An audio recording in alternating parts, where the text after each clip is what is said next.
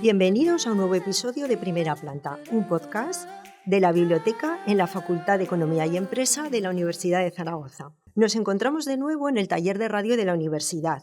Mi nombre es María Jesús y junto con mi compañero José Luis trabajamos en la Biblioteca Ignacio Jordán de Aso de la Facultad de Economía y Empresa situada en el Campus Paraíso, además de participar y conducir las entrevistas de los episodios de Primera Planta. Muy buenos días, José Luis. Buenos días, María Jesús.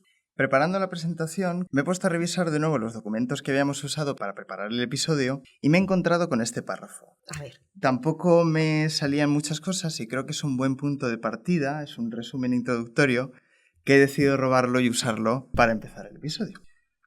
La juventud es hoy una generación consciente, exigente y pragmática. Valoran la formación pero quieren que sirva. Buscan trabajos dignos pero también humanos. Desean independencia, pero no a cualquier precio, y reivindican un modelo de vida equilibrado, donde el tiempo y la salud sean tan importantes como el sueldo. Este párrafo pertenece al informe GenZ 2035, publicado hace unos pocos meses por la Fundación Basilio Paraíso, que refleja los resultados de un estudio sobre la juventud aragonesa elaborado por profesores e investigadores de la Universidad de Zaragoza. Entre ellos está Alessandro Gentile, que es quien está hoy con nosotros en el taller.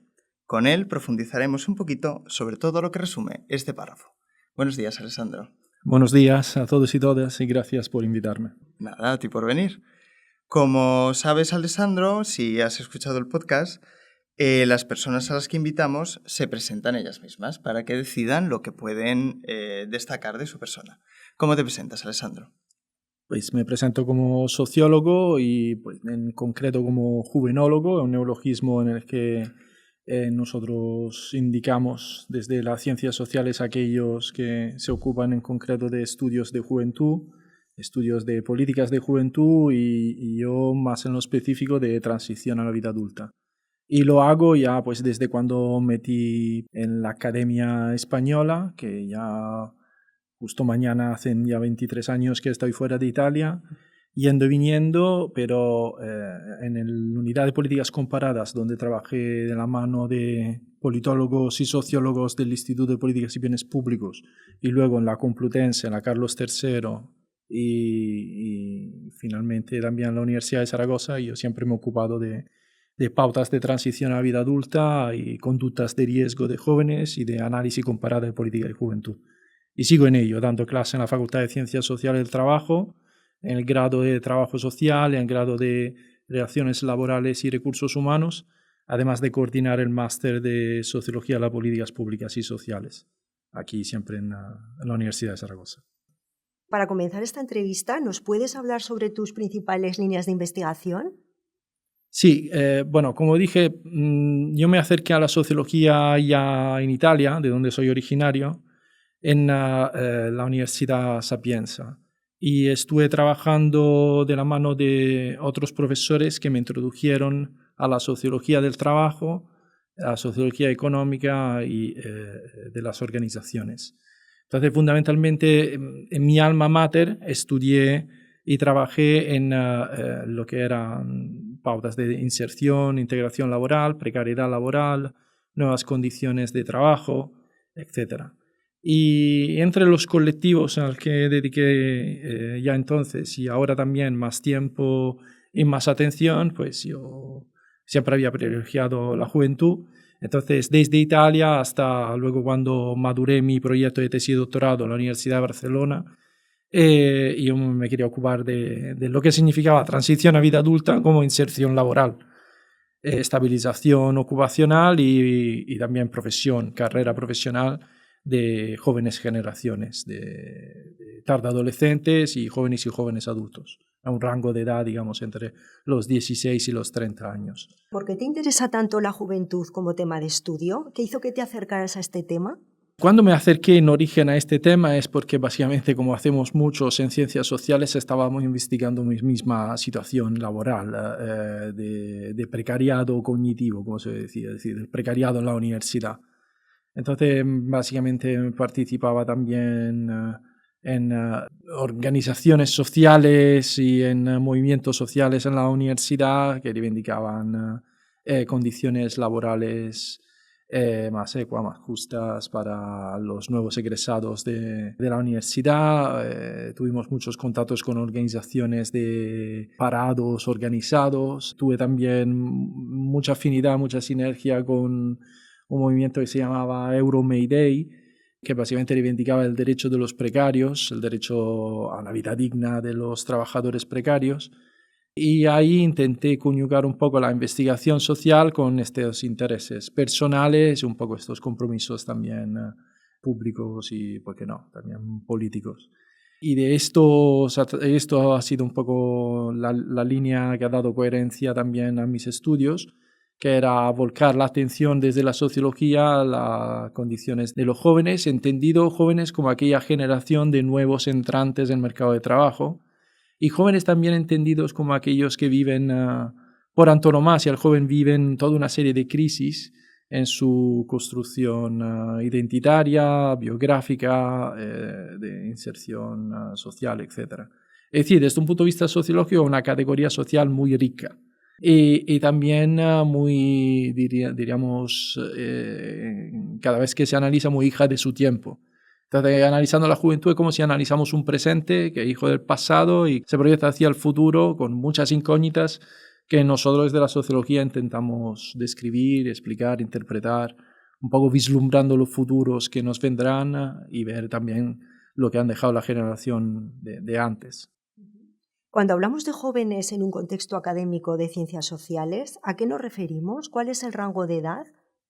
No hay un rango de edad preestablecido. De hecho, ha ido cambiando a lo largo de estos 20 años que me he dedicado a la sociología del trabajo y de la juventud.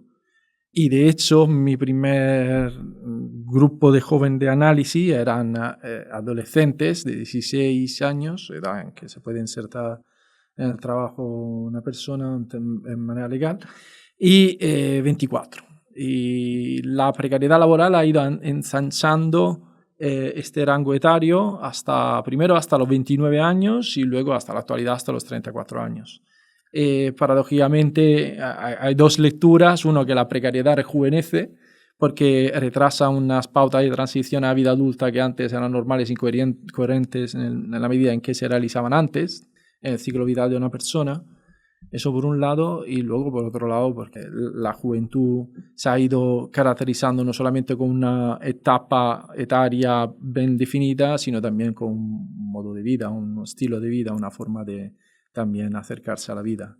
Y entonces ahí mi interés, que ha sido un interés, repito, ligado tanto a la investigación social, tanto también con el hecho que me relacionaba con otros jóvenes que se organizaban para vislumbrar un futuro mejor.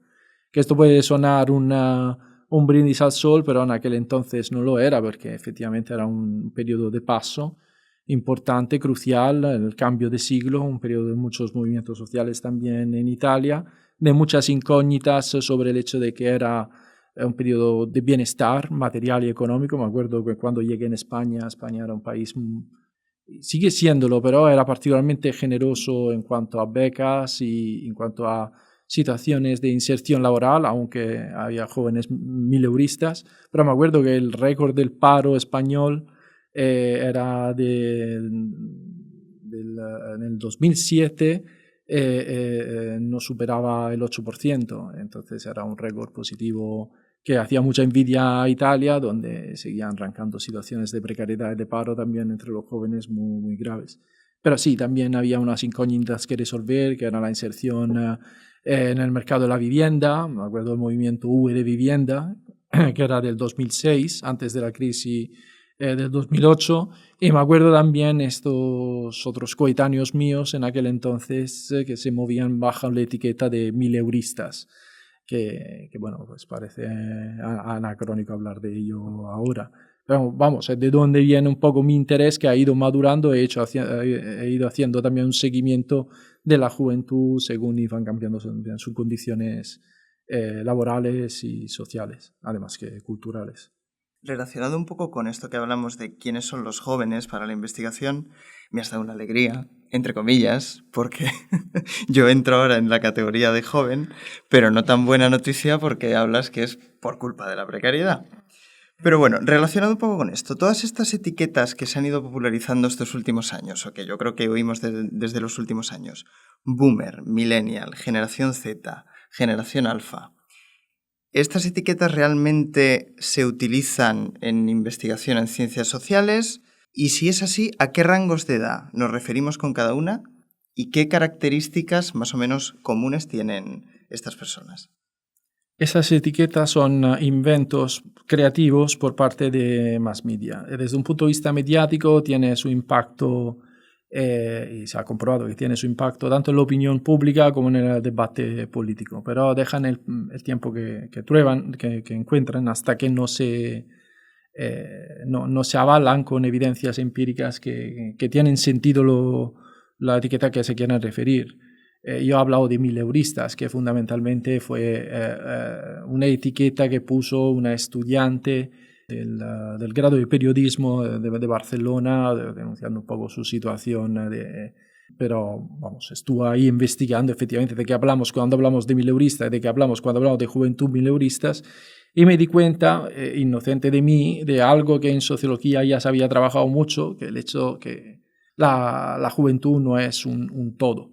La juventud es una categoría social, plural, que se integra de tanta diversidad y se enriquece de esta diversidad que nosotros desde la sociología intentamos un poco analizar, no un poco, mucho, intentamos analizar a partir de distintas variables interpretativas, una de las cuales, por ejemplo, podría ser la clase social de pertenencia de los jóvenes. No es lo mismo hablar de un joven que es de clase social trabajadora a un joven que es de una clase social adinerada, o en situaciones mejores por lo que se refiere a pobreza, patrimonios y recursos disponibles.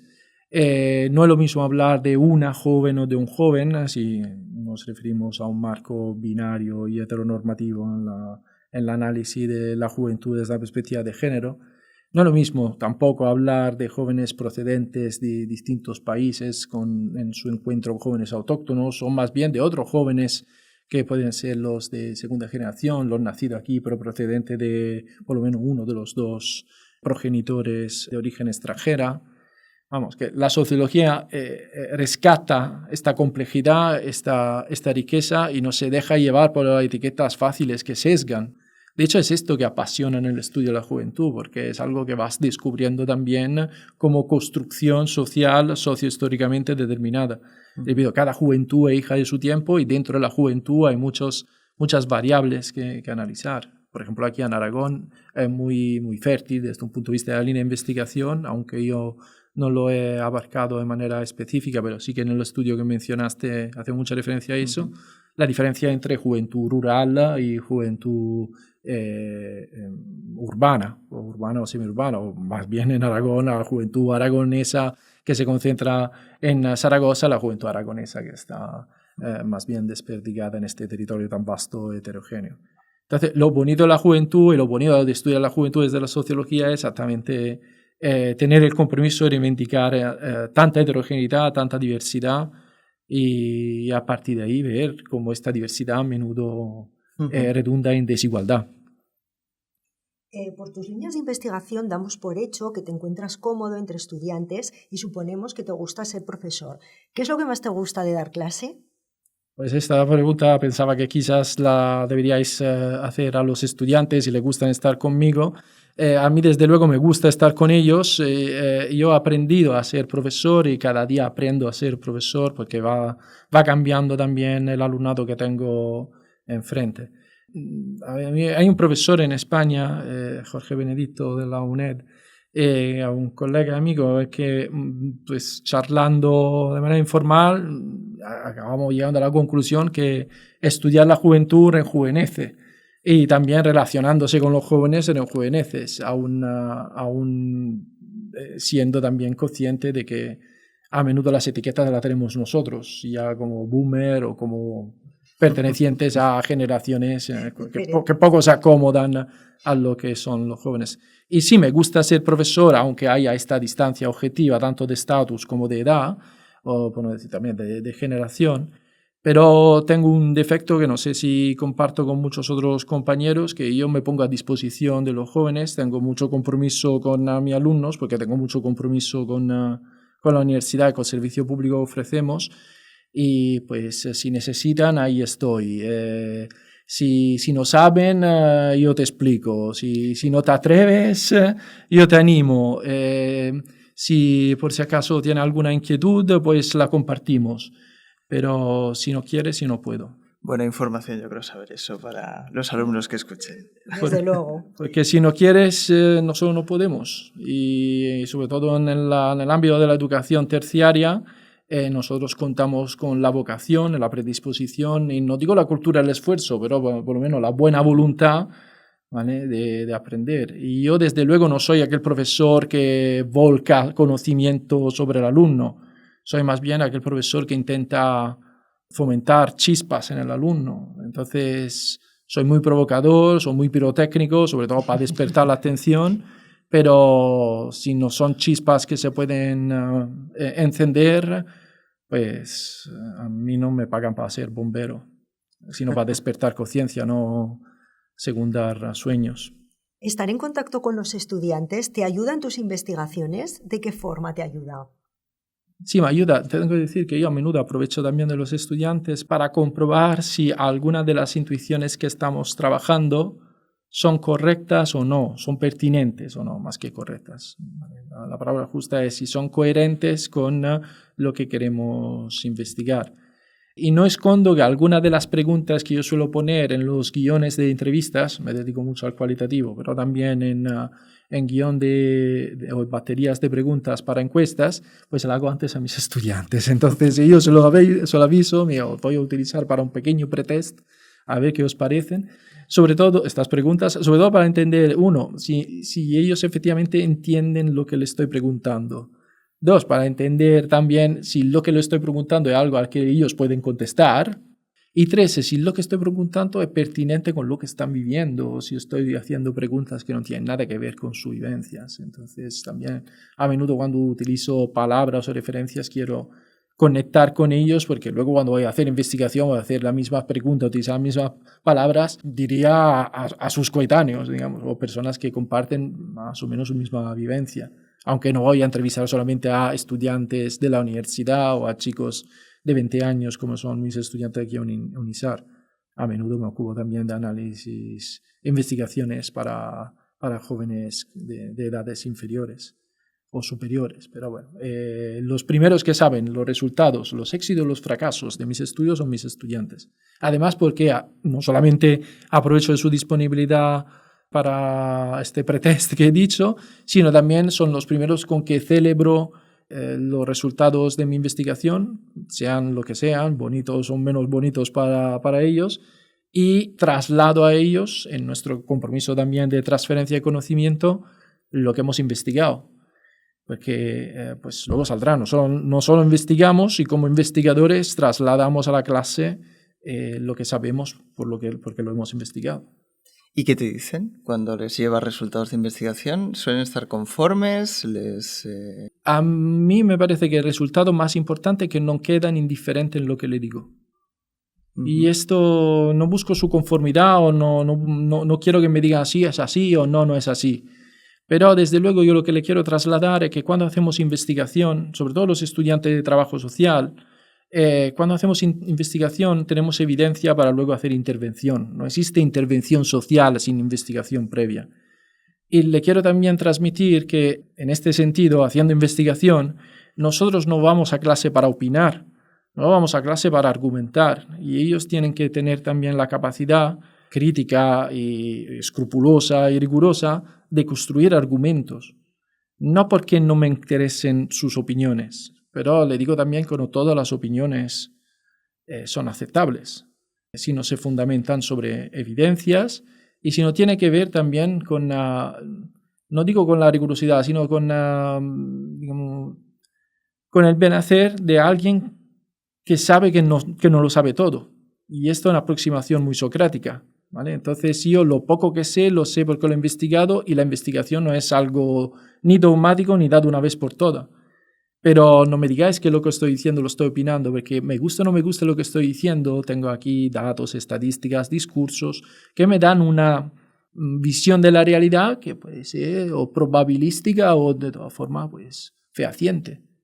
Y el hecho que no todas las opiniones sean admisibles, porque a menudo muchas opiniones pueden herir a los demás, limitar la libertad de los demás, y ahí pues es difícil sustentar en un entorno además democrático como lo que nosotros defendemos en la universidad, opiniones lesivas para los otros.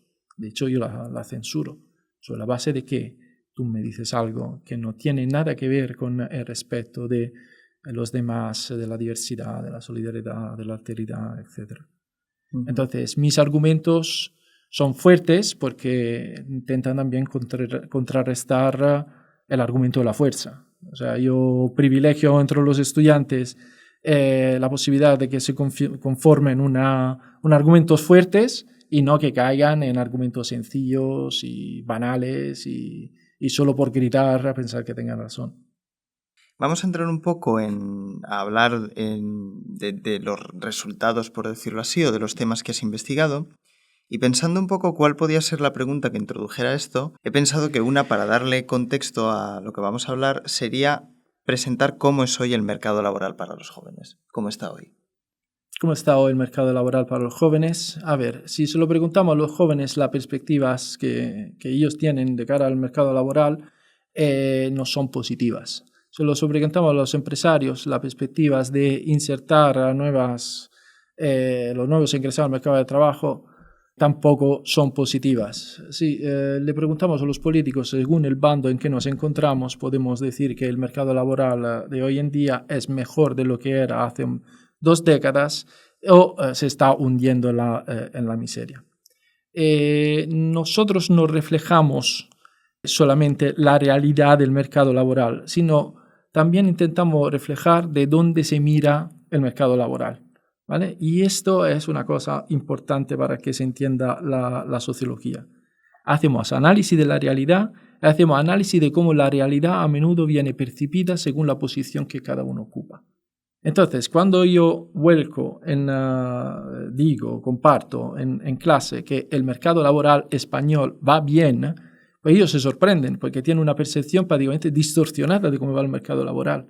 Pero si nosotros utilizamos como parámetro el paro y si utilizamos como parámetro, por ejemplo, la crisis entre 2008 y 2014, pues el mercado laboral español va muy bien.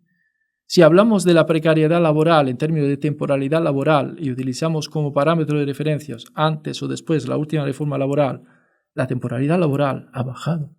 Entonces va bien. Entonces la percepción de mis estudiantes es que no, va mal porque mis padres además están todo el rato quejando, va mal porque yo no encuentro el trabajo de lo mío, va mal por esto y esto y esto. Y sí, desde luego el mercado laboral tiene todavía muchas fricciones en España que tienen que ver, por ejemplo, con una inserción laboral que sea acorde con los estudios de los que, por ejemplo, pasamos a la universidad. Un mercado laboral que a lo mejor es más receptivo hoy en día para los que estudian formaciones profesionales, pero que por lo menos no podemos evitar de decir que está muy expuesto a las amenazas y las oportunidades del avance tecnológico. Entonces, nosotros le decimos cómo va el mercado laboral sobre la base de algunos indicadores y le damos una visión positiva respecto al pasado. Pero también le tenemos que poner en contexto diciéndole que pues estamos en una nueva realidad. En esta nueva realidad los desafíos van cambiando. Y según cómo te posiciona el mercado laboral, los desafíos también se enfrentan con buena o mala disposición. El ejemplo del examen. ¿El examen es difícil? Sí, si no has estudiado.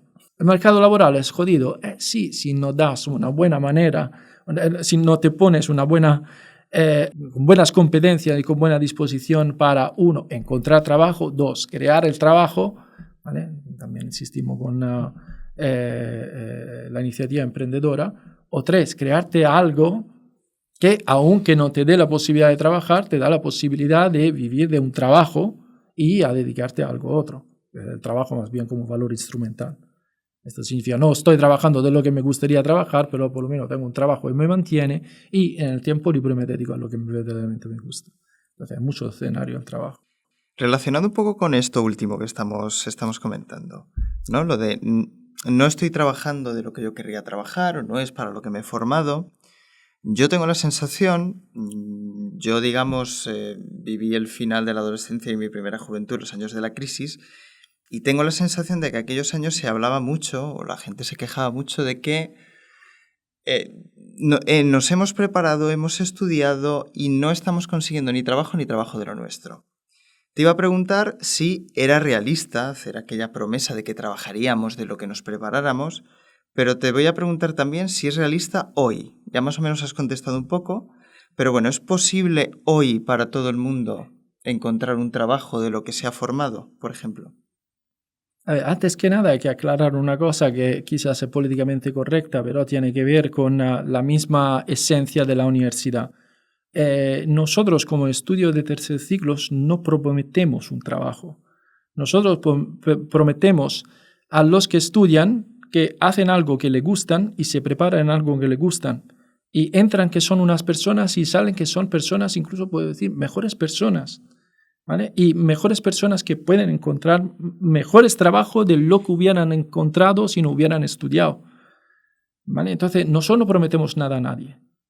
Nosotros lo que garantizamos es que nos dejamos la piel para que los que entran sepan que están en una nueva manera de entender la vida, una nueva manera de entender también su perspectiva biográfica.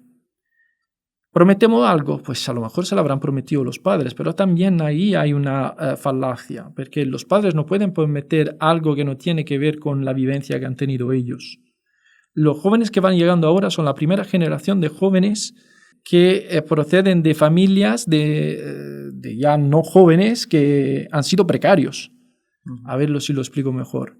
Los padres de los adolescentes de hoy en día han vivido mucha precariedad laboral. Entonces no dan esta promesa. ¿Por qué? Porque saben que esta promesa no se ha cumplido o no se ha cumplido para todos. Pero esta promesa era una falacia también en aquel entonces. Porque si tú vas a la universidad, si estamos aquí hablando de los estudios universitarios en concreto, pues tienes muchas posibilidades de encontrar trabajo en lo que has estudiado. Desde luego, has ido dedicando tiempo y especializando en ello.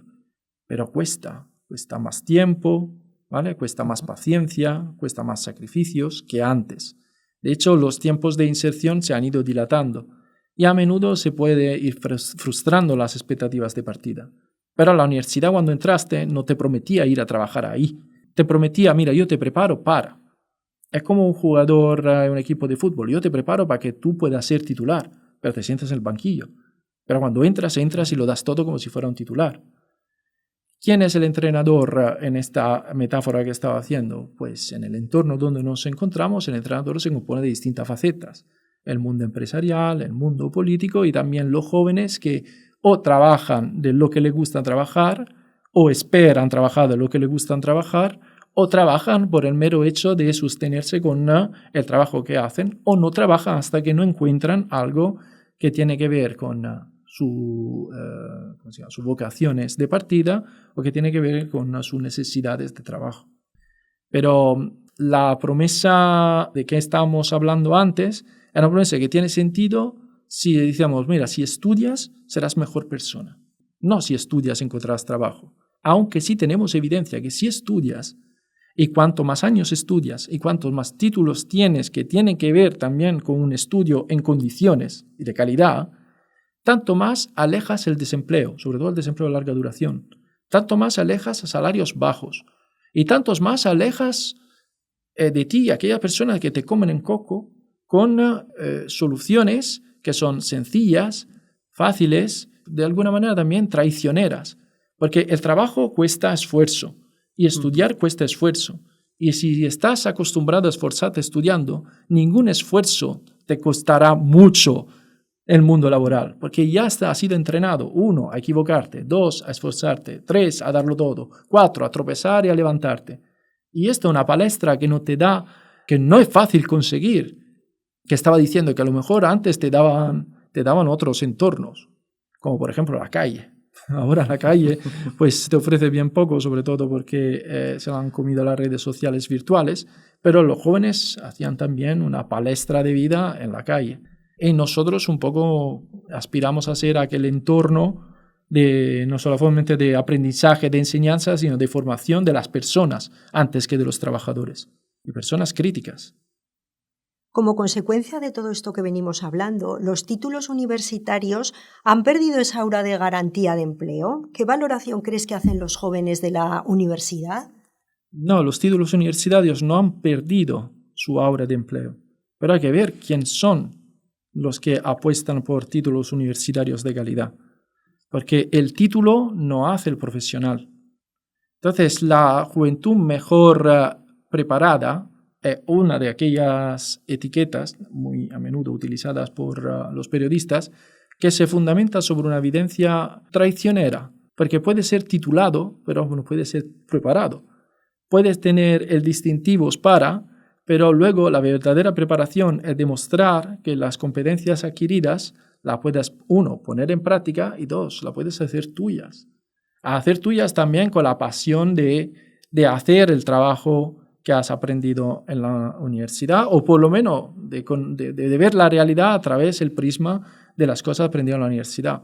No nos olvidemos que estoy hablando también de lo que el compromiso que tenemos en ciencias humanas y sociales, que preparan los jóvenes a la intervención social, al cambio social y a la crítica social. Entonces, esos son un poco los pepitos grillos del mercado de trabajo, pero también somos la faceta creativa que reivindica que los estudios hechos, tanto en nuestra facultad como en toda la universidad, son estudios que tienen mucho valor, y no solamente para los que lo llevan, para los titulares de los estudios, sino para los que lo reciben. Entonces, subir el nivel académico de una ciudadanía es muy importante para defender la misma ciudadanía en sus principios rectores democráticos y principios rectores de lo que son los mismos principios que da una universidad pública, como por ejemplo la inclusión, la inserción social, la solidaridad, la libertad de expresión, siempre con argumentos fundamentados, y también la vocación al servicio público y la vocación también por lo que es la igualdad, la equidad y la justicia social. Todas las universidades públicas están orientadas en la defensa de estos principios y forman antes a buenas personas y luego a buenos profesionales. Entonces, ¿el título universitario ha perdido su aura? No, pero depende quién te avala. Y si te avala alguien que principalmente no se preocupa de cuidar a las personas, sino cuida solamente a futuros egresados profesionales que van a romperlo todo en el mercado de trabajo, pues ahí hay un fallo de partida.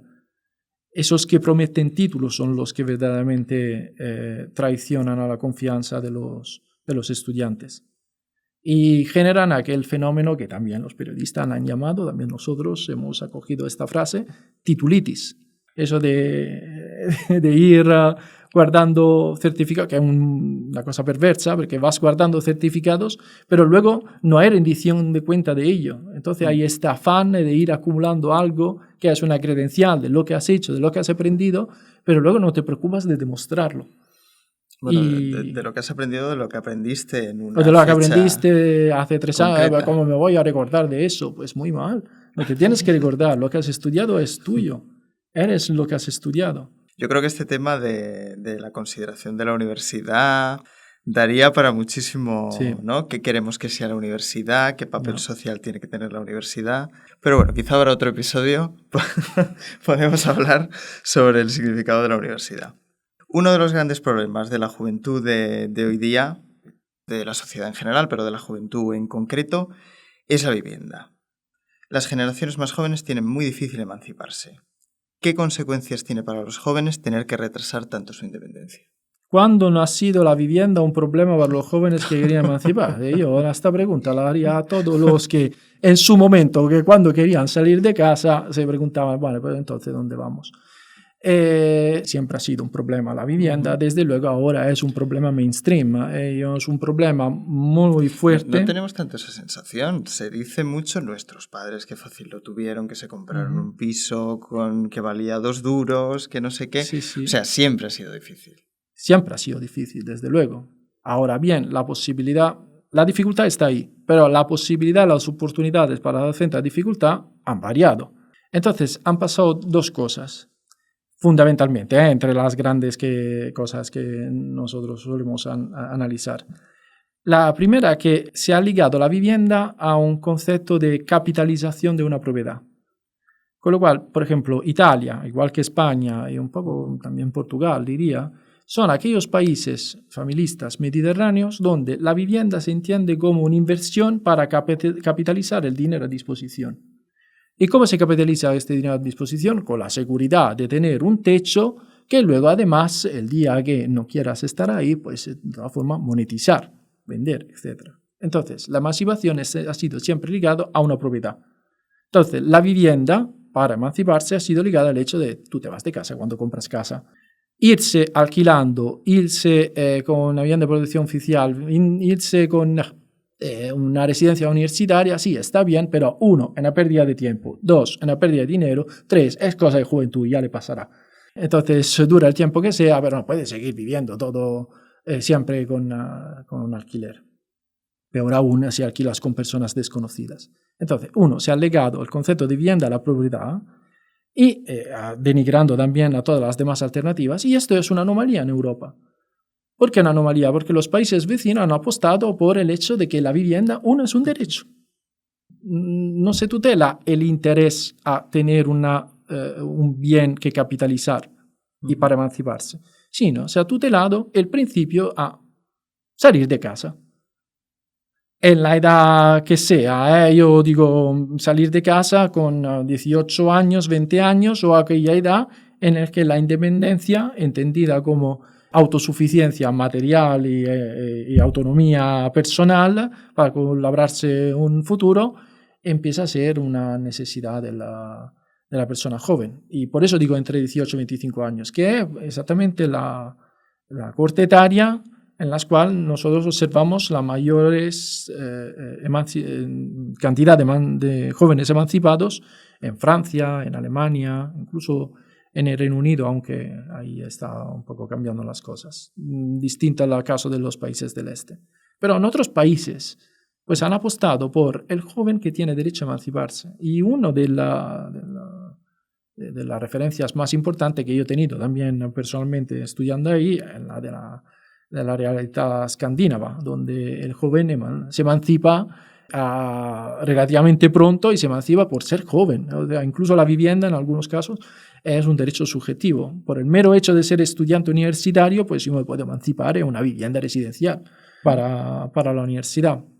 O sea, se da más facilidad a la gente joven. Sí, se da más facilidad porque se libra, ¿vale? El concepto, se separa el concepto de vivienda del concepto de inversión de este tipo importante, además de capital.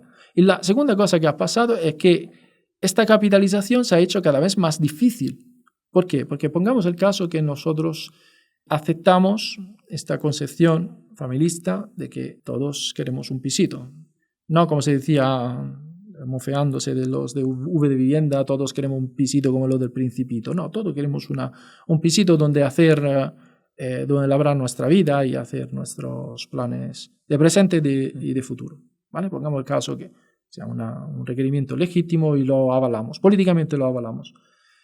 Pero, ¿qué posibilidad hay para acceder a la vivienda? Entonces, la segunda cosa que ha pasado es no solamente la oferta de vivienda, que se ha sesgado cada vez más, sobre todo en función de los bolsillos de los jóvenes y de sus padres, sino que también los intereses fácticos que están detrás de lo que ofrecen vivienda han endurecido el acceso. Entonces, básicamente, diciéndolo en palabras pobres, hemos vendido el alma al diablo, porque los que tienen la vivienda son exactamente aquellos grandes especuladores que se aprovechan de vender viviendas a precios cada vez más inaccesibles.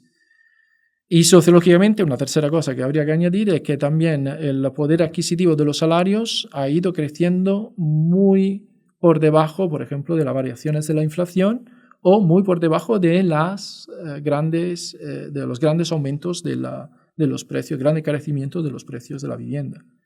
Entonces, con estos tres escenarios, pues ahora nos encontramos con un cóctel explosivo increíble, con lo cual los jóvenes se quedan en casa hasta que no ahorran para comprarse una casa, o los jóvenes, pues otras pautas de transición a vida adulta muy interesante, son en España la primera generación de futuros herederos, o han aumentado de hecho también las donaciones, y han aumentado también los que heredan la casa y que a través de la herencia, pues lo que hacen se emancipan.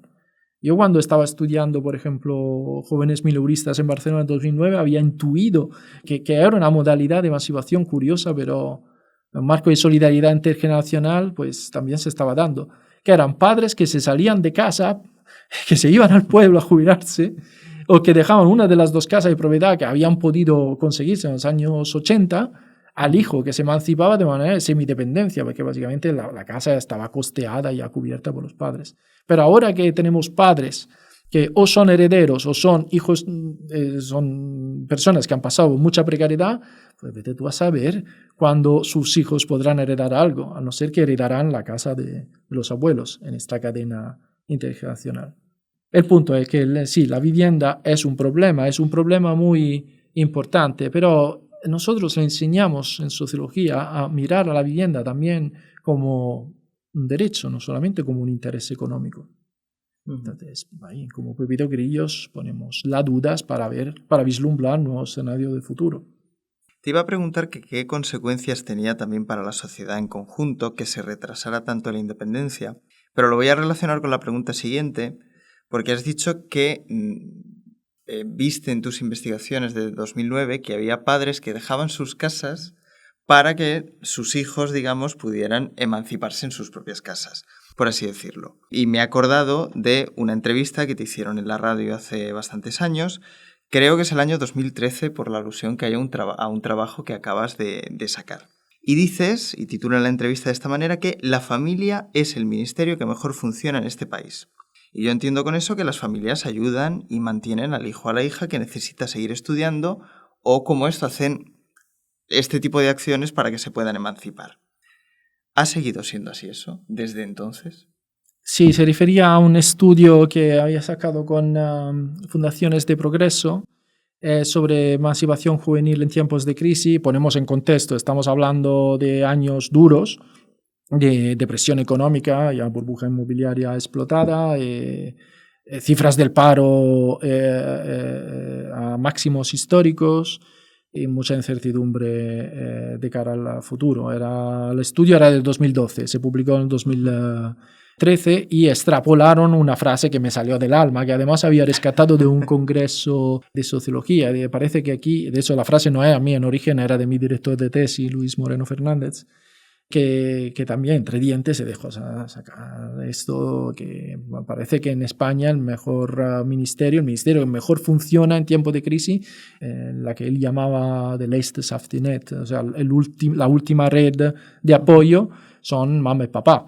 Los padres como red de apoyo que están siempre ahí, pero también como red de apoyo para la transición a vida adulta, o sea, no se hacen solamente cargo del mantenimiento del hijo de la hija, sino también de su despegue del nido de origen. De su despegue significa que apoyaban, si salían de casa, la compra de vivienda o el mantenimiento del alquiler, apoyaban logísticamente, en cualquier momento tu niño o niña sabes que esta es tu casa y puedes regresar. De hecho, también hice una investigación sobre los boomerang kids, lo que regresan a casa en tiempos de crisis.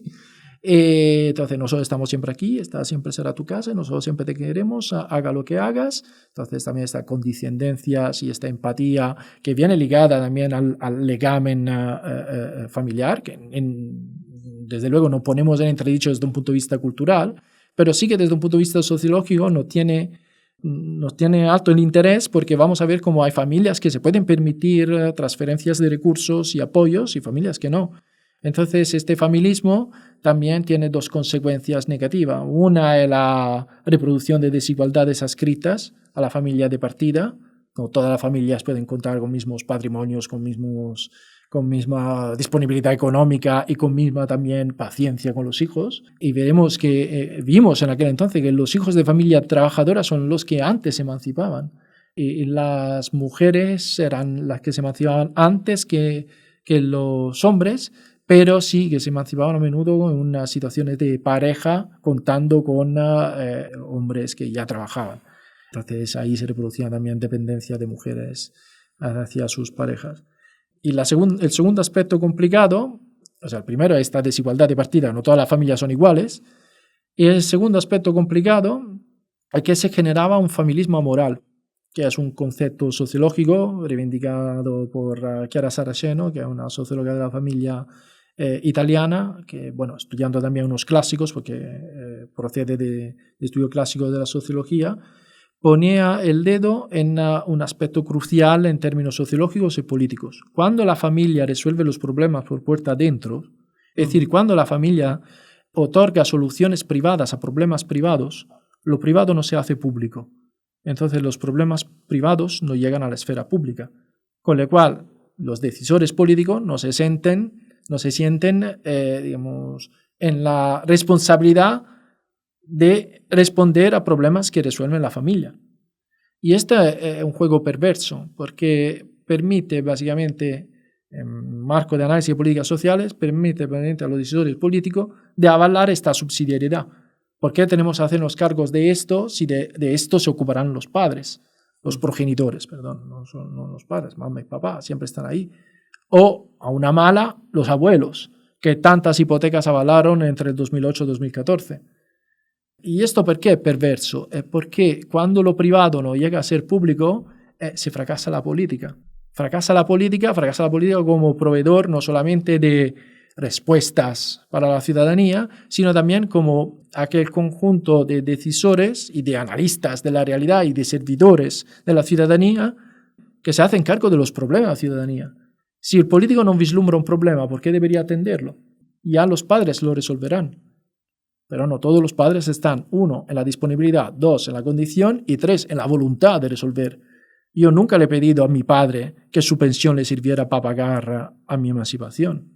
Y las pensiones, de hecho, no están pensadas para capitalizar la compra de la vivienda para un hijo.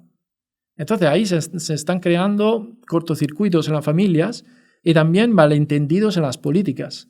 Porque reforzar al padre de familia o al pensionista no significa también que automáticamente ese padre de familia o pensionista o madre de familia o pensionista ayudará a sus hijos. Has respondido un poquito a la siguiente pregunta, y es que en un reportaje de 2015 en Prensa Escrita, en una ponencia o en un reportaje sobre una ponencia de emancipación que diste, dices: hoy en día tenemos una generación de treintañeros, hace 11 años de esto, que se han acostumbrado a la precariedad. Esos treintañeros de entonces hoy ya tendrán 40 o 40 y algo, y por tanto habrán tenido hijos si los han tenido. Has dicho que los padres de hoy, en otro momento de la entrevista, han vivido siempre en la precariedad. Has hablado de abuelos que avalaban hipotecas y has hablado de que pueden producirse cortocircuitos en este sistema. Es decir, si los que hoy ya son padres y les va a tocar hacer ese papel que hicieron los padres o los abuelos de antes han vivido en la precariedad y fueron ayudados en su momento, ¿este sistema de ayuda no peligra? Sí, posiblemente peligra. Pero repito, peligra en unas familias más que en otras. Esa frase fue extrapolada en un estudio del 2015 donde yo también dejé caer que parecía que no había nada más estable que lo inestable. Yo anticipaba algo que en sociología solemos trabajar muy a menudo, que es básicamente los ciclos de la crisis. No solamente la crisis del capitalismo, sino de todo el tipo de crisis al que nosotros nos podemos exponer. No había previsto una crisis sanitaria, hay que decirlo, pero sí, la crisis inflacionística, una crisis del trabajo, una crisis también de algunos valores tradicionales, por ejemplo, la secularización de la religión o de las grandes narrativas o de los dos partidos políticos mayoritarios. Entonces, había toda una serie de crisis, ¿vale?, sobre la mesa que estábamos analizando. Habíamos adelantado un poco el concepto de permacrisis, de crisis permanente, que es básicamente la circunstancia, los 20 años en que estamos ahora. Y la precariedad no era nada más que un sector de esa inestabilidad laboral que se había vuelto estructural. ¿Qué significa la inestabilidad laboral se ha vuelto estructural? Significa que ha cambiado, uno, la percepción del trabajo, el significado del trabajo y el sentido mismo del trabajo. Y estamos en otro paradigma desde el principio del nuevo siglo. Y este paradigma ya no apuesta por la seguridad del trabajo, sino por la libertad del trabajo. El paradigma tradicional era un paradigma en que la transición a vida adulta, la inserción laboral y el camino laboral era algo estable, seguro, lineal, secuencial y progresivo. Y esta seguridad era el cimiento no solamente de la vida de una persona, sino de la sociedad en su conjunto, y de la cohesión social y de las relaciones intergeneracionales. Pues esa seguridad ha venido menos en pos de la libertad. Entonces hemos barateado las seguridades que se habían conquistado hasta la crisis de 2008-2014 por esta supuesta libertad de que cada uno se merece la vida que tiene, y de que cada uno se labra la vida que puede, y que casi en el sentido de sálvase quien pueda, que es fundamentalmente el modelo social en el que estamos desde hace por lo menos 20 años sumergido de manera intensa, que es una competitividad desenfrenada en el que tanto el éxito como el fracaso recae sobre el individuo, y no sobre la sociedad o sobre la grande colectividad. Y el trabajo pues ha ido cambiando a partir de esa generación que ha ido experimentando este agravio comparativo con la generación anterior. Tengo 30 años, mi padre ya tenía el trabajo de toda la vida, ya tenía su novia, su vida encaminada, y esto parece que no va a llegar. Pero esto no parece que no va a llegar, pero yo he tenido muchos trabajos, he tenido muchas experiencias. Puedo decir que tengo un currículum en el que he tenido muchas oportunidades de visitar muchos sitios. He tenido también, ¿por qué no? Se puede decir, muchas novias, muchos novios, muchos emparejamientos sin necesidad ya de poner las bases de una familia. Y esto es el sector de una juventud global, abiertas a nuevos valores, abiertas a esta competitividad y que se labra la vida de manera individual. ¿Eso es bien o esto es mal? No, este es un análisis sociológico. Que luego sea bien o sea mal es un juicio de valor que dejaré al futuro. Porque fundamentalmente somos una generación mucho más libre que antaño. Pero esta libertad no siempre es garantía de éxito. Y nos estamos creyendo que el éxito depende de nosotros, cuando fundamentalmente el éxito en sociología, pero también la realidad de los hechos, nunca depende solo de un individuo, sino del contexto en que está y del futuro que se labra a partir de sus puntos de partida. Tanto en medios de comunicación como en trabajos académicos, defiendes que la relación de los jóvenes con el trabajo ha cambiado. ¿Cómo es esa relación ahora? ¿Por qué ese cambio? ¿Tiene que ver con todo esto que venimos hablando? Sí, tiene que ver con lo que exactamente acabo de decir, que la relación con el trabajo ha cambiado porque ha cambiado el trabajo y la forma de percibirlo. ¿Qué significa ha cambiado el trabajo? Pues que la importancia, la centralidad del trabajo en la vida de una persona ha cambiado. Y a menudo las nuevas generaciones se realizan en otros ámbitos que no sean los laborales.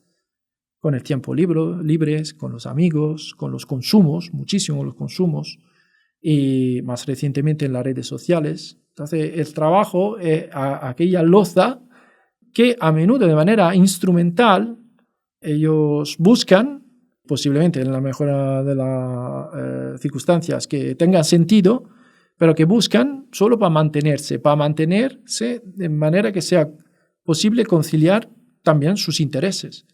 O sea, hay que trabajar y lo saben, pero que el trabajo no entra en contradicción con mis redes de amigos, con mi tiempo libre, con lo que verdaderamente me hace feliz, que es dedicarme a algo otro. Entonces, en este sentido, ha perdido de vocación parte del trabajo. Y otra parte del trabajo ha ganado en vocación. ¿Y cuál es el trabajo que ha ganado en vocación? Pues aquel trabajo más específico, más especializado y más ligado a, por ejemplo, estudios universitarios, o más ligado a las vocaciones personales. Entonces, quien tiene vocación tiene la lectura perfecta de lo que es el sentido del trabajo de cara al futuro, porque sigue manteniendo la narrativa de yo soy lo que hago.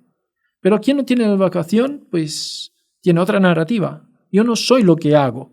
Yo soy lo que consumo, soy muchas cosas, soy la persona que está con sus amigos, soy la persona que se dedica a ese deporte, soy la persona que toca o escucha esta música, soy la persona que tiene esa otra inquietud, soy la persona que se dedica al voluntariado, a salvar el clima. O sea, la juventud de hoy en día es mucho más cosmopolita y tiene intereses mucho más variados y heterogéneos.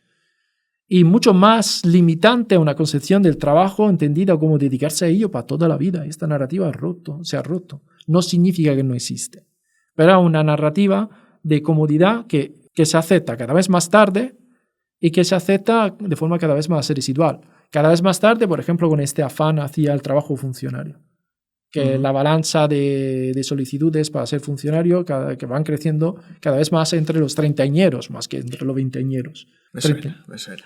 Treintañeros tirando a 40, por un lado. Y luego el trabajo que se busca por cuenta propia no es garantía de permanencia y sobre todo pues, la iniciativa empresarial no es garantía de éxito. Igual muchos jóvenes se han lanzado a la iniciativa empresarial, pero eso, sacrificando a menudo su libertad, su gestión del tiempo, haciendo muchos sacrificios, tomando decisiones muy valientes, pero con unas seguridades muy limitadas. Pero el riesgo lo han asumido ellos. Te iba a preguntar un poco más adelante, te voy a hacer 2 preguntas. Una era que saqué de un reportaje en prensa, un comentario que hiciste, que era del soy lo que hago y lo que hago es lo que merezco, hemos pasado al soy lo que consumo, soy el avatar de mis redes. Te pedía que desarrollaras un poco esta idea, creo que ya has hablado un poco, incluso casi has dicho la misma frase, así que si quieres aportar algo más puedes hacerlo. Y luego te iba a preguntar, respecto a este cambio en la visión del trabajo, yo creo que leemos en redes, escuchamos comentarios como generación de cristal, que son unos vagos, que no quieren trabajar, que ya no aguantan nada los jóvenes.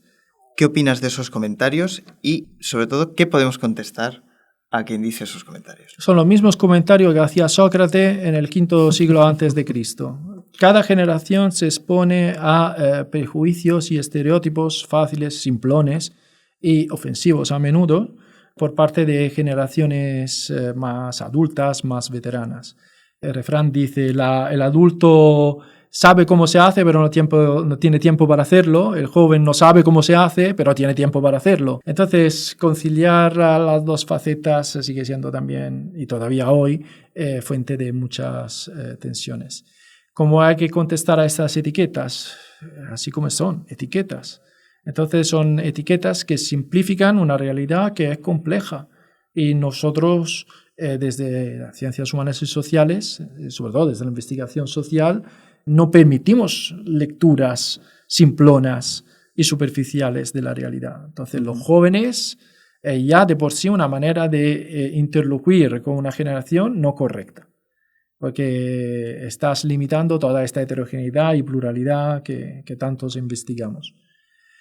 Luego, el trabajo en sí tampoco se puede entender como un monolito, porque además ha ido cambiando en formas y en contenidos.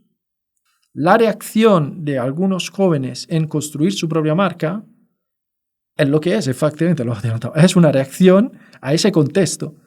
Un contexto, 1, cada vez más competitivo y 2, cada vez más individualista. Y en esta competición individualista se ha añadido otro detonador, que son las redes sociales, esta proyección pública de la imagen privada. ¿Por qué? Porque un emprendedor, cuando emprende, cuando asume riesgo, pues por lo menos quiere dar constancia de lo que está haciendo con buena voluntad. Y para dar constancia de que está haciendo con buena voluntad, está haciendo lo mejor que puede, pues o presume de su éxito o por lo menos dice que su esfuerzo merece la pena ser atendido. ¿Qué ocurre con los que se construyen sus marcas? Pues que en la mayoría de los casos venden y difunden una imagen simplistas de cómo conseguir el éxito, fundamentan el éxito sobre su imagen en las redes y rastrean el éxito como modelo a seguir. Y esto es perverso porque también el mensaje no tiene mucho que ver sobre el proceso, sino tiene que ver sobre los resultados. Y esta es una sociedad que se fundamenta mucho sobre los resultados, más que sobre lo camino hecho, sobre los resultados que a menudo los que se construyen sus marcas, ¿vale?, quieren imponer. Lo explico de manera más sencilla. No se trata solamente de comer en el restaurante más caro, sino en echártelo en cara, compartirlo en la red y decir, toma, mira aquí que estoy haciendo y tú no puedes. ¿Y por qué esto es perverso? Eso tiene también que ver con la competición como idea... Sí. social. El postureo, ¿no? Que se vea lo que Claro, hago. sí, pero el yo soy mejor, me va... Sí. Es el culto de la imagen, una competición desenfrenada y es lo que Bauman llamaba la soledad del ciudadano global. Con lo cual, cada uno merece lo que puede hacer, pero cada uno no es responsable de lo que puede hacer. Esta es la respuesta sociológica a este postureo, ¿vale? Que es un postureo además peligroso porque viene asumido como una opinión valiente, sí, pero también a seguir. Y no. No le veo sentido, sobre todo si entendemos la sociedad como un ser cohesionado entre individuos que se debaten en un marco de desigualdad. No somos competitivos, sino no nos movemos por naturaleza a la competición, sino a la colaboración. Pero esta nueva forma de entender el trabajo, esta nueva forma de postureo, incita a la competición. Te iba a preguntar, nos vas un poco respondiendo, creo, a las preguntas antes de hacerlas, sobre estos perfiles de productividad constante, creación de valor, éxito y culto al dinero, que creo que nos has dejado un poco bastante claro por dónde van. Sí, el éxito ahora es hacer lo que uno quiere hacer, pero no solamente en su tiempo libre, sino también en el trabajo. A ver, el éxito es una palabra muy traicionera porque además es muy manipulable. Y lo que quiero por lo menos transmitir, pero no sé si lo hago desde la sociología, sino lo hago más bien desde mi vivencia personal, que el éxito no tiene que entrar en contradicción con una gestión libre y segura del tiempo, con una gestión libre y segura de los cuidados, de las cosas que más interesan, que no son cosas, son personas. Entonces yo creo que el éxito es un boomerang peligroso si ponen en entredicho 1, la salud mental, 2, el estrés, 3, los afectos, 4, incluso la posibilidad de pasar un buen rato, ¿vale? Sin mucha preocupación, 5, tener el tiempo a disposición, y aquí un largo listado de cosas, porque no podemos competir como máquinas. Y además porque tenemos máquinas que nos ayudan sobre todo en los países a capitalismo más avanzado, máquinas que nos ayudan a liberarnos del trabajo. Y esto es un éxito. Este es el verdadero éxito, el tiempo que ganamos, porque muchas de las cosas que son más monótonas, repetitivas, automáticas, ya vienen automatizadas. Muchos de los procesos más aburridos, fatigosos, incluso mecánicos y paupérrimos en términos de creatividad, pues ya vienen mecanizadas por robots, por inteligencia artificial y por el avance tecnológico. Pues los afortunados que somos en tener todo este tiempo libre, y habría que encontrar forma para rellenarlo con valor. Al hilo de esto que nos comentas, se oye también muy a menudo que en general no llegamos, que no nos da la vida por tema de trabajo y otros motivos. En esta época en la que estamos tan ocupados, ¿a qué se debe? ¿Es más difícil hoy día conciliar y tener tiempo libre? ¿El trabajo era menos absorbente en épocas pasadas? ¿Qué opinas de ello? El trabajo menos absorbente en las épocas pasadas habría que preguntarle a los que estaban trabajando en épocas pasadas. Y por lo que yo sé de la investigación hecha sobre jóvenes que no son ya jóvenes, el trabajo le ha permitido escalar, hacer una movilidad social ascendente a mucha clase trabajadora. Y el trabajo también era aglutinador de todo un entorno social, no solamente familiar, sino social, extrafamiliar, importante. Los compañeros de trabajo eran tus compañeros de vidas. El trabajo también era garantía de cómo se organizaban los tiempos a lo largo del año, y era garantía también de un cierto releve entre hijos y padres. Mi hijo hará lo que estoy haciendo yo, o mi hijo hará lo que estoy haciendo yo, pero en mejores condiciones. ¿Eras más absorbente? No, lo que se garantizaba era más coherencia, y sobre todo lo que se garantizaba es más seguridad de cara al futuro. Una vez que encontrabas el trabajo, hacías el trabajo, si lo hacías bien, este trabajo es lo que vertebraba toda tu existencia. Ahora no, el trabajo por un lado se tiene que inventar cada día, y por el otro, esta es la perversión de la competición, es más absorbente ahora porque entra en las casas de las personas. Los tiempos de trabajo también han cambiado. Ir a la oficina significaba hacer 8 horas y salir. Ahora, con el smartphone y los aparatos digitales, nunca dejamos de trabajar si somos alcanzables. Entonces, de hecho, el derecho a la desconexión es un derecho que se ha estado trabajando recientemente a amplia esfera, sobre todo en la Unión Europea, como un derecho fundamental para los nuevos trabajadores. Y el derecho a la desconexión no tiene que ver solamente con el hecho de que en ese momento no me dedico sino también en ese momento me dedico a algo otro que me realiza como persona, que no sea absorbente en términos físicos, mentales, sino más bien que sean creativos y que me libran como persona. Y esto son el culto de las artes, el tiempo libre, el tiempo de cuidado, repito, el tiempo de ocio que no es solamente el ocio garantizado por la restauración, sino un ocio legado también pues, a otros consumos, que pueden ser los consumos culturales, que pueden ser los consumos de ocio creativo, creatividad a lo estado puro.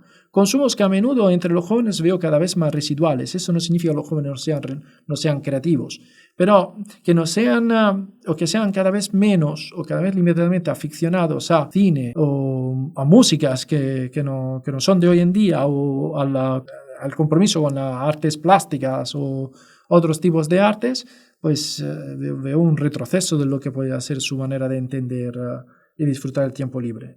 Eso no ocurre, por ejemplo, con el deporte. El culto a la imagen, a la persona, ha mantenido entre la juventud un consumo del deporte, del ocio ligado al consumo de la persona, entendida como su físico.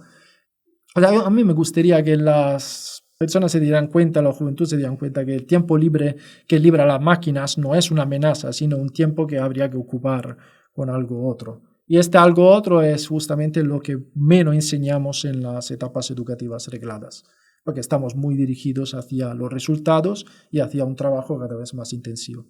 La verdadera batalla política de cara al futuro es la batalla para reivindicar tiempos y reivindicar el derecho a los cuidados, a cuidarse y a cuidar a los demás, y no a trabajar como mulas. Además, para intereses que poco reconocen nuestros derechos. ¿Qué concepción tienes tú del trabajo a nivel personal? ¿Ha cambiado tu visión con el tiempo? El hecho de estudiarlo supongo que habrá influido para esa visión. A mí el estudio me ha hecho libre de trabajo, porque el estudio me ha enseñado que si me dedico a hacer algo que me gusta es como si no estuviera trabajando. Entonces, básicamente, si me dices que yo trabajo, pues yo digo, pues yo hago lo que me gusta. A ver, si me pagan también para hacer lo que me gusta, genial. Ahora, con la maduridad de ser un profesional en lo que me gusta, también reivindico estabilidad contractual y derechos laborales. Pero a mí lo que me salva, sinceramente, es la falta de aspiraciones que vayan más allá de lo que me gustan. Entonces, lo que me gustan no me han llevado a tener a lo mejor una vida coherente, lineal y tradicional. Pero, pues, por lo menos la vida que he elegido yo. No estoy en el país donde me hubiera gustado estar, no tengo un piso que sigo alquilando, no tengo un coche, no vivo con televisión en casa, pero soy consciente de que a mí pan y libro no me lo quita nadie. Y como decía Lorca, no se puede vivir sin una barra de pan y no se puede vivir sin un libro. ¿Soy frugal? No, básicamente lo que reivindico es, 1, el derecho a la lentitud, 2, el derecho al decrecimiento, 3, el derecho a todas aquellas utopías reales de que hablaba Olin Wright, otro sociólogo, en el que se vislumbra las batallas del futuro.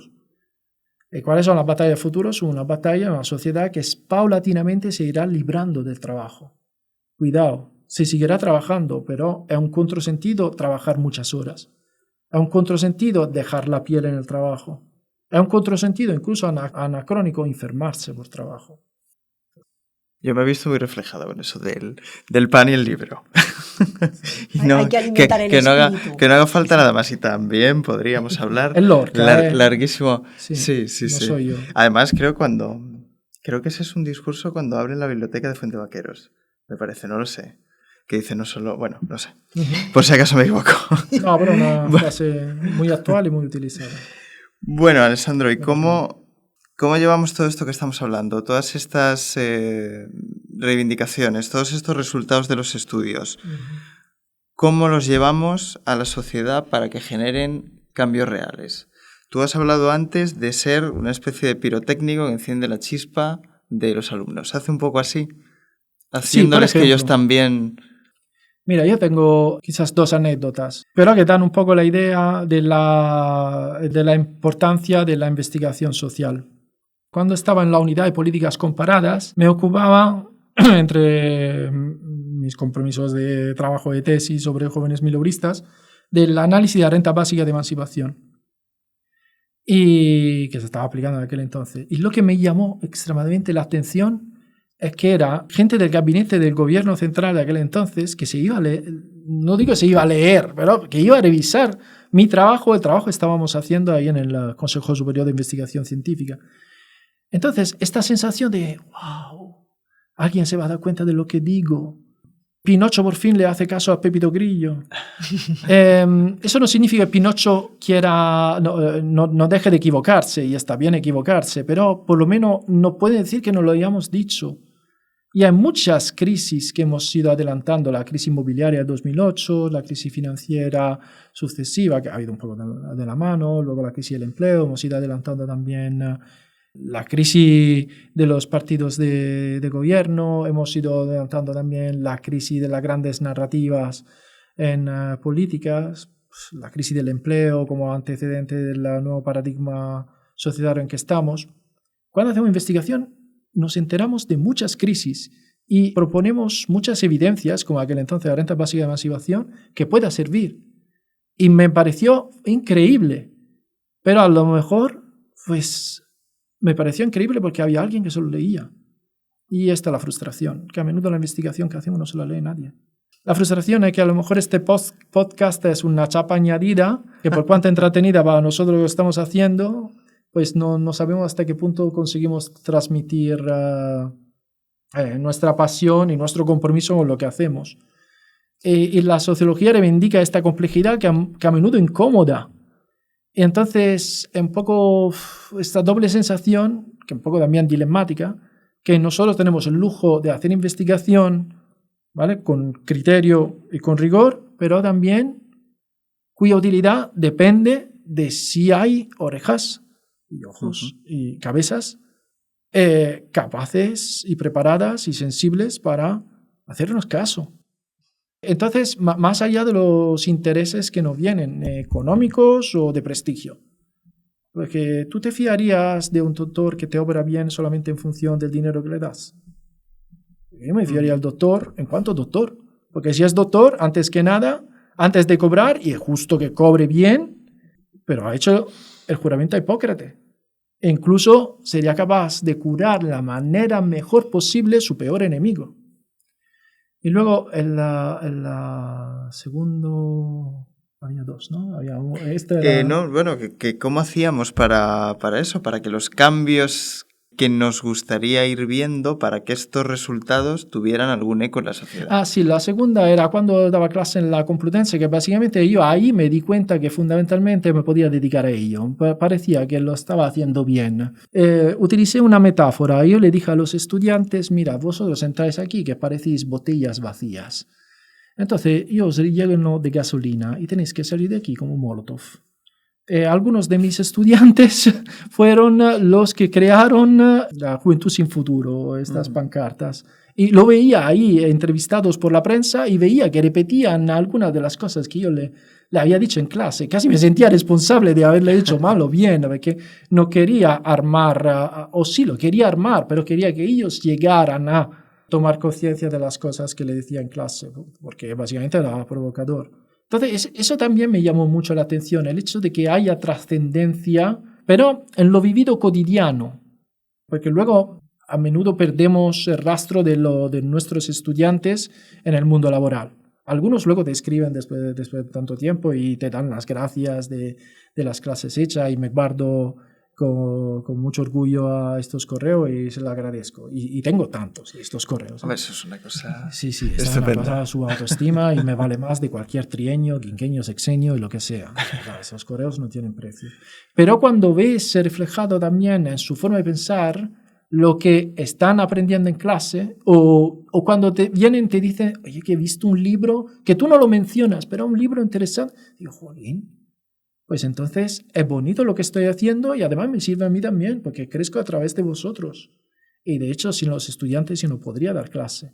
Pero si los estudiantes no son reactivos a lo que no son mis persuasiones, sino son a mis argumentos, pues ellos no se hacen los argumentos y yo pues hago mal mi trabajo. Porque yo le digo siempre, a mí no me interesa que aprobáis como estudiante, me interesa que aprobáis como personas. Entonces podéis salir de aquí con un 5 pelado, pero habéis suspendido como persona, porque a lo mejor no habéis salido de la mediocridad de la cual os inspiró a salir. Después de todas tus investigaciones sobre la juventud, ¿ese conocimiento te ayuda a mejorar como profesor y a conectar mejor con los estudiantes? a mejorar como profesor y a conectar con los estudiantes. Es interesante la pregunta porque lamentablemente esto no siempre va por la mano. O sea, yo creo que tengo un bagaje bastante rico y variado de investigaciones y tengo mucha experiencia y además mi aparición es también en un medio de comunicación, que yo no lo busco, me buscan ellos y me da mucha alegría porque significa que, bueno, que dentro de lo que cabe quizás en algo puedo ser de ayuda y de referencia, pero esto no siempre me ayuda a conectar. ¿Por qué no me ayuda a conectar? Porque veo que hay mucha rigidez por parte del alumnado con lo que se refiere uno a poner en entredicho sus falsas conciencias, creer lo que oyen, que eso es lo que más me hiere cuando el estudiante dice, bueno, pues esta es su opinión. Dije, no, mi opinión, yo no vengo aquí a opinar. Y 3, caer en la trampa de la amistad. O sea, yo creo que es muy importante mantener cierta distancia pedagógica entre alumno y profesor. Yo lo digo siempre en clase, mira, yo os odio a todos por iguales, pero podéis contar conmigo en cualquier momento. Y podéis contar siempre conmigo en cuanto profesional. Pero bueno, la primera respuesta a todas las dudas la tenéis vosotros y lo importante es que tengáis dudas. ¿Vale? Yo vengo aquí no para facilitaros el trabajo, sino para ayudaros a atender la complejidad del trabajo. Y el punto es esto, en ciencias sociales, y me imagino cualquier otro profesor sabe que cuando el mar está en calma, el marinero no se hace experto. El marinero se hace experto en el mar revuelto. Entonces le voy a revolver también su falsa conciencia cuando vienen. Y esto a menudo no crea sintonía. Y me parece bien que no se crea sintonía porque a través del contradictorio se puede también dar la clase. Pero si el contradictorio es estéril, sobre todo violento y sobre todo también acrítico, pues entonces me vuelvo una bestia. Porque yo prohíbo en clase utilizar 3 palabras.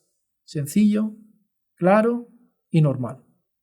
Y a estas 3 palabras, que son también artefactos que en las ciencias sociales se definen en el contexto sociohistórico, le añado también, yo qué sé, que no es una palabra, pero es una expresión inaccesible en una universidad.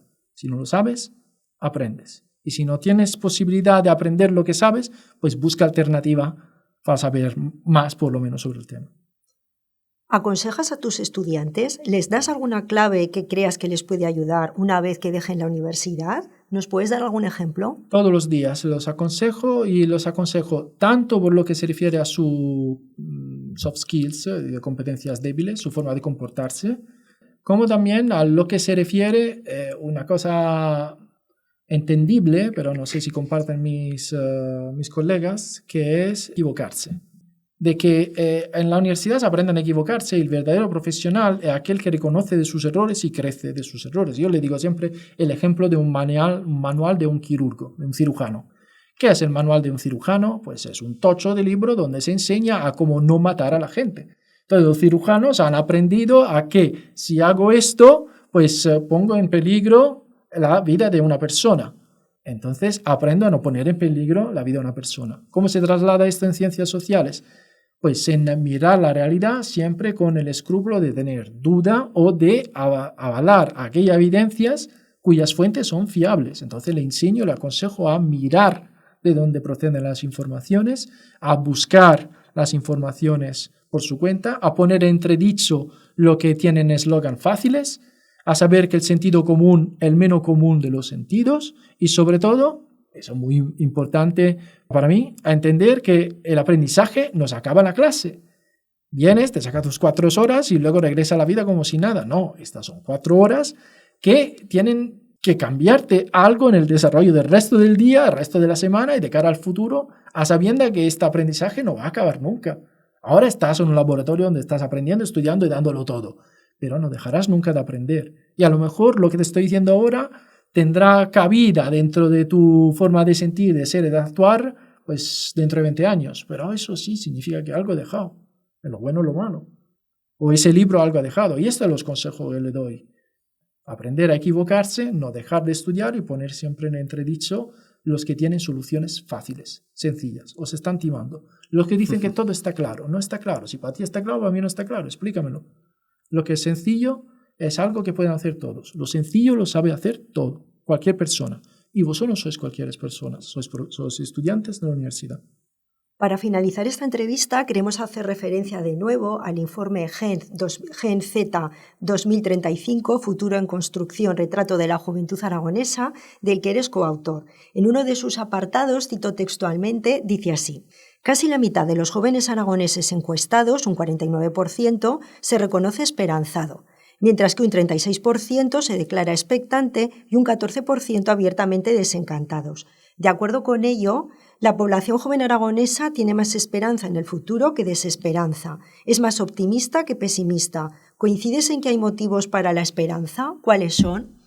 Sí, hay motivos de la esperanza. De hecho, nosotros cuando hemos construido estas categorías de jóvenes para definir un poco la heterogeneidad de los que contestaron, de los que participaron a esta encuesta para este estudio, pues también nos sorprendió tanto la cantidad de jóvenes, en términos relativos y absolutos, que se decantaban por ser optimistas de cara al futuro, como la calidad de los jóvenes. O sea, es bastante heterogénea también la composición de los que tienen optimismo. Son jóvenes autóctonos y no autóctonos, chicos y chicas, y tanto de Zaragoza capital, sobre todo de Zaragoza capital, pero también de jóvenes de áreas rurales y de otras provincias. Entonces, podríamos decir que es una categoría representativa de la juventud en su conjunto aquí en Aragón, que incluso, viendo también otros estudios, se podría extrapolar a la juventud española.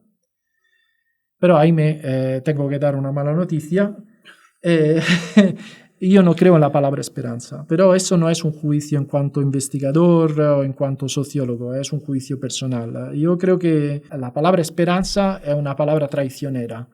Uno de mis mejores registas del neorealismo italiano, Mario Monicelli, no sé si se conoce aquí, pero recomiendo su filmografía, decía que la esperanza es una palabra inventada por los padrones, por los dueños, por los jefes, o inventados por las iglesias, para que las iglesias más tradicionales y más reaccionarias, para que nadie se metiera en la cabeza que quisiera cambiar el status quo. Entonces, la esperanza era esperar vosotros, que luego llegará una vida mejor en el otro barrio, o llegarán a la vida mejor cuando las cosas en la economía irán mejor, y esta vida mejor no llega, o si llega a costa de haber sacrificado la vida que se ha vivido. Esperanza también etimológicamente traicionera porque básicamente se define como expectar, esperar como atender. Y atender la manera en que se ha definido la juventud como la generación del futuro. Entonces, la proyección de la participación, del protagonismo de los jóvenes, ¿no?, trasladado al futuro. Y este traicionero, tanto en términos, eso sí, sociológicos como políticos, porque la juventud es de hoy. La juventud es hoy en día. El protagonismo que le pedimos a los jóvenes y también el estudio, el esfuerzo y el protagonismo, de alguna manera, en el cambio social, en la reivindicación de los principios que trabajamos en la universidad pública, en ciencias sociales sobre todo, pero en toda la universidad pública en general, y todos los compromisos que tanto hagamos en nuestras clases, se tiene que defender hoy, ahora. Memores, de dónde venimos, para no repetir el pasado más feo o para tomar ejemplo de los pasados más gloriosos, y sí, con una proyección futuro, pero teniendo siempre en mente de que el futuro se escribe en la página en blanco que cada día tenemos enfrente cuando nos levantamos. Entonces, que los jóvenes tengan esperanza me parece una óptima noticia, pero que se dejan traicionar también por la falsa conciencia de que la esperanza es garantía de un futuro mejor, no lo sé. No lo sé, porque, por ejemplo, los jóvenes están orientados a valores cosmopolitas como cuidar el clima, pues tiene que entender que el clima se cuida hoy. Si hay que tener un futuro es para cuidar el clima hoy. Jóvenes tanto volcados en la lucha contra la pobreza, pues la pobreza es de hoy y viene del pasado. Entonces el voluntariado, si se quiere hacer voluntariado, se hace hoy. O si se quiere apostar por la justicia social, pues se apuesta hoy. ¿Vale? La transición a la vida adulta es algo que viene con la edad. No, el derecho a la vivienda es hoy. El derecho a vivienda es un derecho, además constitucionalmente respaldado y avalado, para que yo hoy este derecho subjetivo lo hago valer ante los que deberían tener competencia en ello, que a nivel autonómico pues ya sabemos quiénes son. Entonces, la juventud puede solamente dar esperanza al futuro si toma conciencia de ello hoy. Y tanto la juventud como los ya no jóvenes. Y ya los ya no jóvenes saben que el protagonismo de la juventud hoy puede entrar en entredicho con sus intereses. Pero bueno, ahí hay indicios y tensiones intergeneracionales que todavía estamos investigando y vamos a ver por dónde irán los tiros. Yo reivindico que la juventud es hoy y es un problema, un recurso, una oportunidad de hoy, porque la juventud se va. Mira que habíamos planteado esa pregunta un poco para acabar con un mensaje más feliz, pero no está mal esa última chispa para también pinchar un poco de pirotecnia, a ver si prende. Bueno, te vamos a pedir que nos recomiendes algún libro, alguna película, alguna serie de Mario Moricelli, que me lo he apuntado aquí por si acaso quieres hacerlo. No, pero bueno, te pedíamos en concreto mejor para entender la situación actual de la juventud, entender a los jóvenes en general, o hecho por jóvenes. Sí, yo lo que confío es que estas recomendaciones sirvan para aupar y fomentar la inteligencia natural, porque tanto se habla del progreso de la inteligencia artificial, pero a mí lo que más me preocupa es la deficiencia natural. ¿Vale? Entonces, aupar la inteligencia natural significa dar crédito a la inteligencia, a la potencialidad, a las oportunidades de desarrollo que tiene la juventud ahora y antes sí. Joven significa el que tiene toda la vida adelante. Y la vida es mucho mejor si se rellenan de, en mi opinión también, esta sí es una opinión, pero es una opinión fundada en reconocimiento de estas películas y estos libros como, digamos, muy importantes para la formación de una persona. Y entre los libros, ¿quién quiere tener una evidencia fiable desde la sociología de lo que es la juventud hoy en día? Yo recomiendo el último informe de juventud del INJUVE, ¿vale? Que no es una lectura amena, pero pues ahí tenemos todos los datos, las estadísticas más actuales y más rigurosamente rastreadas por colegas como yo, 24 colegas sociólogos de toda España. Luego, para adolescentes y tardoadolescentes, para quien se atreva, pues yo le recomendaría El adolescente de Dostoyevsky, pues un ladrillo que me he puesto a leer hace poco, que es de una actualidad increíble. Y si alguien se dedica más bien a novelas menos complicadas y más livianas, pues por ejemplo Demian, de Hermanés, o me gusta también Salinger, El guardián entre el centeno. Y recomiendo mucho, eso sí que quizás gustará más, novelas gráficas de autores jóvenes sobre jóvenes, pero ahí solamente me da tiempo, me temo, de dar una referencia, de Zero Calcare, que Miguel que tenemos en la biblioteca un par. Que es romano, amigo de Mil Batallas, aunque yo soy un pelín más grande que Zero, y ahora mismo acaba de salir traducido al castellano Más allá de los escombros, que es básicamente uno de los libros más intimistas, más íntimo, más personal de su pasado punk, de un pasado que ha compartido además conmigo, porque íbamos a mismos conciertos, no nos conocemos, pero íbamos a los mismos conciertos, hemos ocupado los mismos sitios y hemos ido a mismas manifestaciones, o sea, hemos hecho las mismas gamberradas, él ha sido mucho más coherente y yo me he institucionalizado un poco más.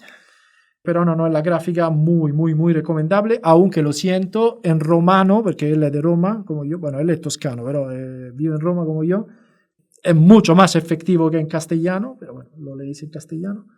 Y luego recomiendo una poesía, Walt Whitman, No te detengas, que presenté hace poco en clase, que es un chute de autoestima, sobre todo a generaciones más desorientadas de hoy en día.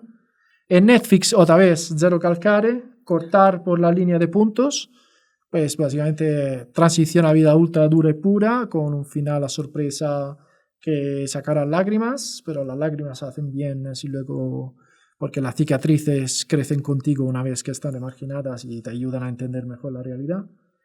Y luego, por lo que se refiere a películas, pues la verdad que no me he preparado bien con las películas porque hay tanta variedad. Sí, si quieres, si no, vamos. Sí, no, que hay tanta variedad. Yo recomiendo muchas películas recientes, sobre todo mirando a dos autores para mí de referencias en clase, que son Fernando León de Aranoa, que es el Ken Loach gallego, y Ken Loach, que es el Ken Loach original. Pongo en clase Sorry We Miss You, por ejemplo, y me parece que para entender por dónde van los tiros del mercado de trabajo es fundamental, y de Ken Loach sobre todo Sweet 16, Dulces 16.